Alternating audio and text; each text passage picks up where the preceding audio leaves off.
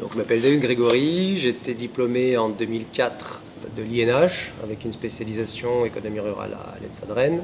Ça fait 4 ans et demi que j'habite à Singapour et je vais bouger sur Hong Kong dans un mois. Et j'ai fait mon stage de fin d'études chez Ernst & Young, donc dans l'audit. Après mon stage chez Ernst, je me suis dit que c'était pas du tout fait pour moi. C'est pas grave, ça peut arriver de s'orienter vers quelque chose qui ne plaît pas.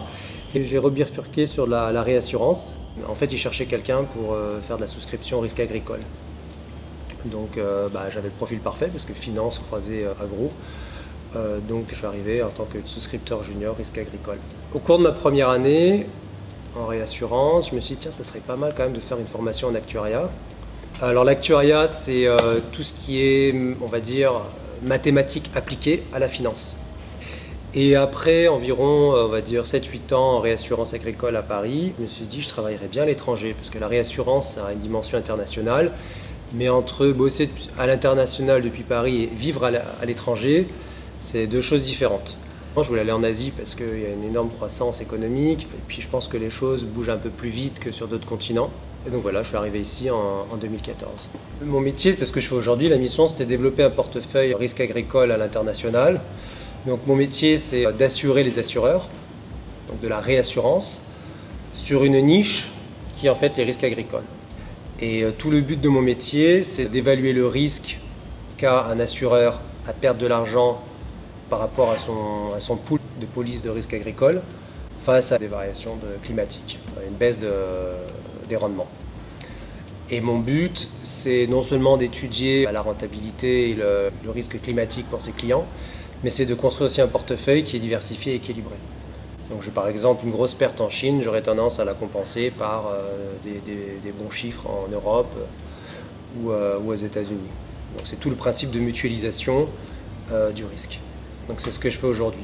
Concrètement, ça veut dire quoi? Ça veut dire regarder un portefeuille d'un client avec un ensemble de polices d'assurance, par zone géographique, par culture, de regarder quels sont les changements de taux, des taux directs, des polices. C'est aussi regarder quels sont les pronostics de climat. Par exemple, si on est en année Niño ou Niña, si je suis en année Niño, je risque d'avoir un peu plus de risque sécheresse en Inde, par exemple. Niña, un peu plus d'eau et de typhons en Asie, par exemple. Alors en fait, le risque agricole, il est partout. Déjà, il faut nourrir la planète. Ensuite, pour stabiliser la production dans un pays, je pense que l'assurance agricole, c'est un outil que les pouvoirs publics utilisent via des subventions. Dans beaucoup de pays, il n'y a pas toujours des subventions.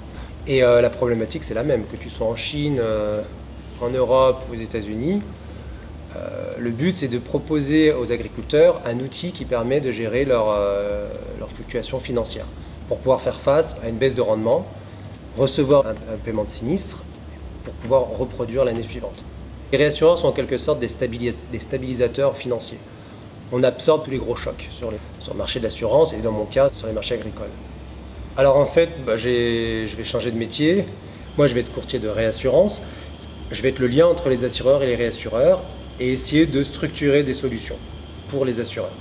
Alors dans mon métier aujourd'hui, il y a deux choses qui m'ont aidé. La première, c'est tout ce qui est stats.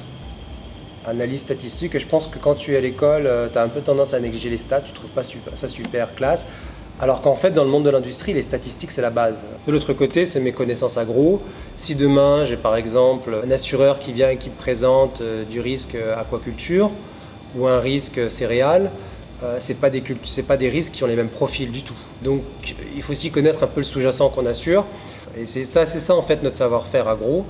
C'est que certes il y a les statistiques, mais aujourd'hui tu as plein de statisticiens, d'actuaires qui peuvent aider, mais il vaut mieux faire une formation agro et après se spécialiser sur un des secteurs de l'agro que de faire une formation généraliste et ensuite se former sur l'agro. Moi, mon avis pour tous les étudiants, c'est de faire une formation complémentaire.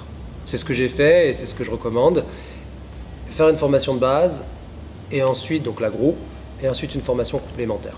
Tu vas pouvoir mettre en musique tout ça et les utiliser et utiliser tes connaissances. Alors après, tu vas pas faire ça pour tous les secteurs. Il y a des secteurs où tu n'as pas forcément besoin d'une seconde formation. Une problématique qu'on va rencontrer de plus en plus, ça va être d'alimenter les gens.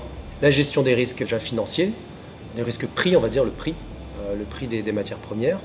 Après, les risques financiers des agriculteurs commencent, quels sont les outils qu'on a pour faire face aux aléas climatiques. Et donc là, rejoint la question du changement climatique. Je dirais ça en fait. En fait, je dirais, résumer tout ça, les métiers qui touchent à comment nourrir les gens de façon durable.